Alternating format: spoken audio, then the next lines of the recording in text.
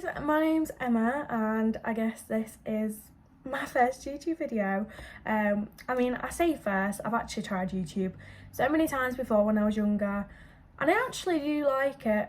I've just never carried on with it for some reason, so we're starting fresh, we're starting again. This video is literally just going to be a get ready with me whilst you get to know me, basically. So I'm just going to be doing my makeup and talking about me, my life, who I am, what I do. I'm not going to be talking through my makeup products because I literally have like 20 minutes to get ready.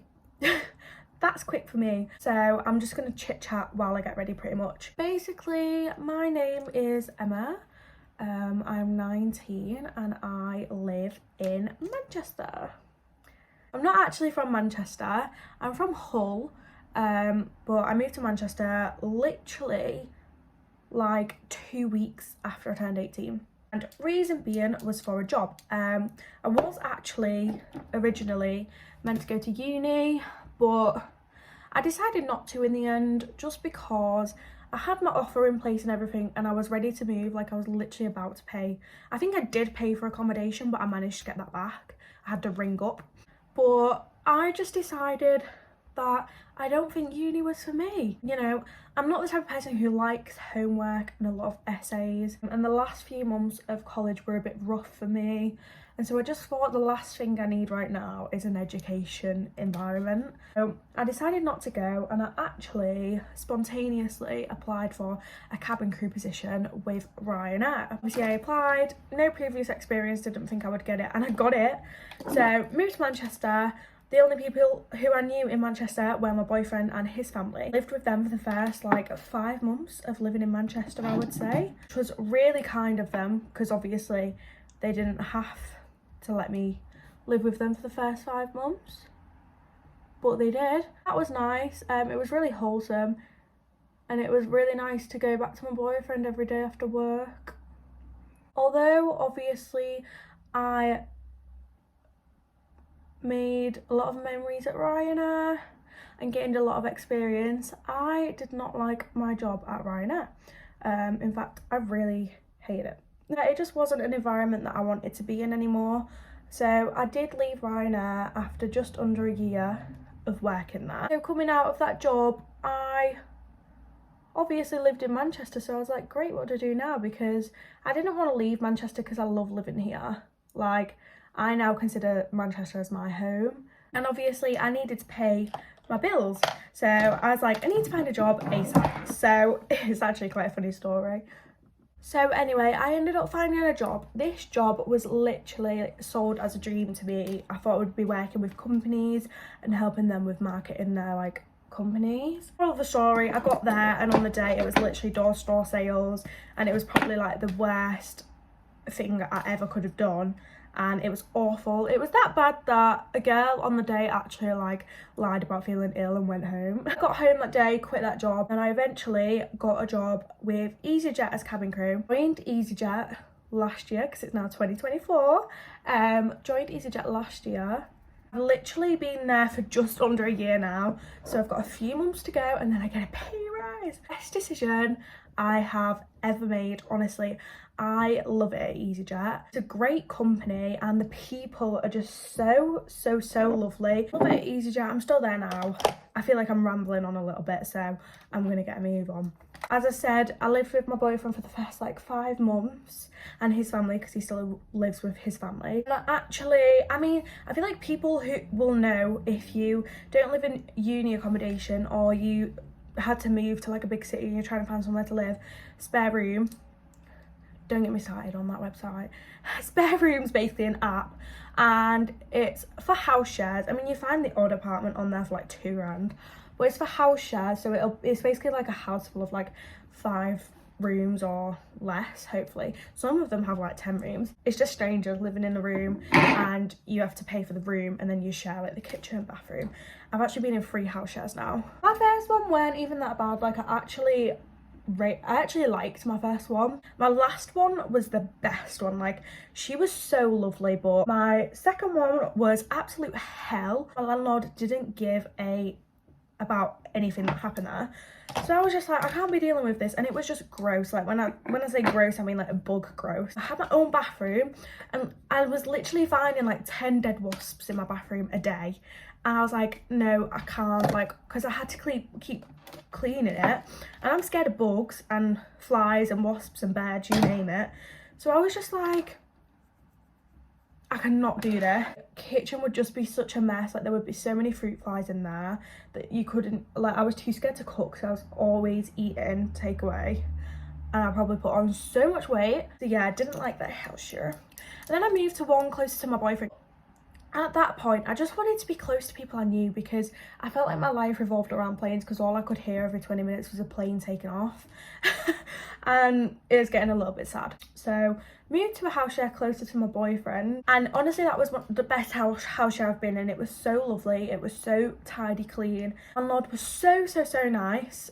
Wish I had nothing but the best, honestly. The only issue with that place was that one of the tenants owned a little kitten, and me being the animal lover that I am, me and this kitten became like best friends, and I used to let her like sleep on my bed whenever she wanted, even when I wasn't home. And then I literally went home for like 2 weeks straight.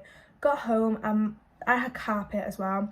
My room was infested with fleas, and they were literally all on my feet, and oh my god. For me, as someone who's really scared of bugs, like any bug, that was my idea of hell. Like I literally just stood in my bedroom and cried, and I FaceTimed my mum and just cried, and I was like, Mum. And then I'm where I am now. Yeah, so now I ended up where I am now. So now I live in an apartment. I call this my lucky apartment because I'm 19 and I live in apartment 19. It was meant to be. Sorry about this apartment actually. So last year when I was in my house shares, I actually found this apartment, but it was through an agency, and it wasn't this exact apartment, but it was in the same building, just a different number. And I'd gone for a viewing, I'd applied, and they actually offered me it, and I was like, oh my god. And I got the apartment, but this was when I was just joining EasyJet, and I couldn't get a reference from EasyJet because I was just joining them, so all they could give as proof was my contract. And then, yeah, they basically declined my application because I couldn't give them a reference from EasyJet. And I know it's standard with every apartment, but we'd obviously paid a holding deposit and stuff, which we didn't get back. And I thought I just lost all hope on apartments at that point. So I'd literally not been looking for an apartment for quite a while. And then I'm the type of girl who will just randomly browse on like Rightmove and other websites just to see like what's on the market and like look at prices. And I just like to look at the pictures and see if it's a nice house or not. Like, I can't be the only person who does that. I found this one and obviously it said the name of the building, and I was like, oh my god, that's in the same building that I went to view last time. Now the difference with this one is, what was the website called that I applied for this on? Open Rent. I applied for this apartment on Open Rent, and I'd found out on TikTok earlier that day that Open Rent was a website that was only private landlords, like no agencies. And I was like, oh my god, bingo, like now's my chance. Because basically, in my personal opinion, I always say try and go for a private landlord rather than an agency, because you're like 80% more likely to get it if you go for a private landlord than an agency. There's less problems with a private landlord. They've got more time for you as a tenant. So I thought I'll just apply.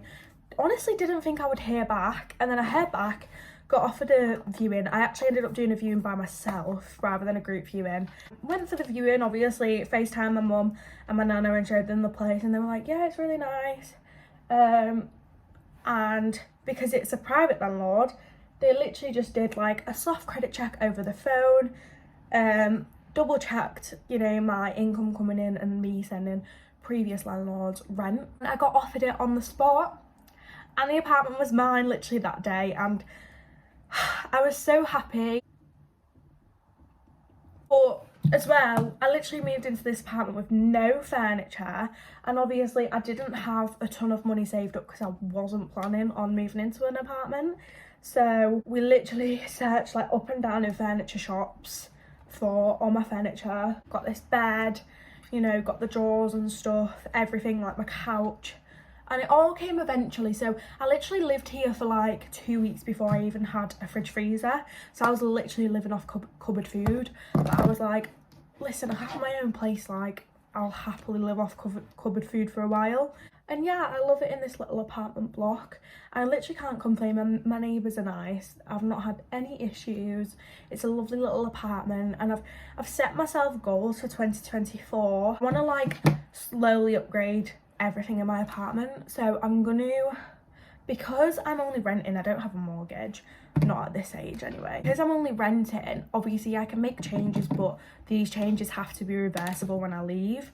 So I'm like slowly renovating like each room, but in a way that is reversible for when I eventually move out. I've got all my plans and I'm going to just slowly do it. I want it all to be done by at least like June this year, so June 2024. I want it all to sort of be renovated and done by then. I feel like that's going to give me enough time. And yeah, and I have 1-bedroom flat, so it's not going to take that much time. So yeah, but I'm excited to get all that done, just because then I can finally be like, it's a place I call my home now, but it's finally going to be a home that I'm absolutely in love with. Like, there's nothing wrong with it now, like I am in love with it now, but I think you get what I mean, you know, when you're just like in love, like you literally love the space that you live, eat, breathe and sleep in. I feel like a proper adult now that I've got an apartment, because every time I go shopping now as well, I am a shopaholic. I don't know if it's like just this generation or what. I cannot save money for the life of me. Every time I went out shopping, even if it was to B&M, I'd have literally spent like 100 quid. I just cannot help it. Even if it's like Tesco, it'll happen. And now that I've got my own place, all I do is shop for home stuff. Like, forget the clothes, forget the makeup. I'm always like, I'm just going to the home section. In a way, it's kind of good because it's not being spent on like stupid clothes that I don't need. Like a true adult now. Honestly, how I put mascara on just then with no mirror, I don't know. Also, this is actually really random, but can we just talk about, like, I feel like as you get older, the less bothered you are about makeup. Opening a new lip liner because my other one needs sharpening and I've lost my pencil sharpener. I feel like, I don't really know how to explain it. I feel like the older I get, the less I care about makeup. Like, from school and college as well, I literally used to like be so bothered about makeup, and I used to wear makeup every day. And a big thing that's changed for me is lashes. I used to be a false lash girl through and through. I never got eyelash extensions because to this day I just feel like I can never find a style of lash extensions that suit me. But as I was saying, like, literally even when I was not wearing makeup, I always managed to stick like an end lash on or something. And now I don't know, I feel like it's adulting or something. Now I literally never wear lashes. Like, I'm not a lash girl anymore. I literally used to, I won't say like I'm more natural now, but because obviously makeup's not natural, but I'm all for like just mascara on my eyelashes and nothing else. Whereas before, just mascara used to feel like an incomplete makeup look. Whereas now, I absolutely love my makeup with mascara, and if I do wear lashes, it's only if I'm going to like a bougie event. Yeah, I don't know if it's just me, like, has anybody else had that since, like, I say since growing up? I'm literally 19, but this is really off topic, but I feel like time is just going so fast now. So like, when COVID was a thing, I was 15 when I left school early because of COVID. It literally feels like it was last year, and I've done college and I've had like a proper career. I just feel like time's going so fast. I have an 07 phone number ringing me, but I'm not going to answer it because I don't have it saved in my contacts. Then I'm just going to spray over my makeup with this Beauty Elixir spray.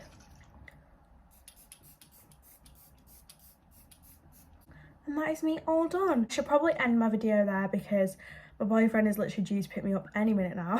So I need to go. Hope you enjoyed it. If you enjoyed it, please like, and I'll see you in the next video, I guess.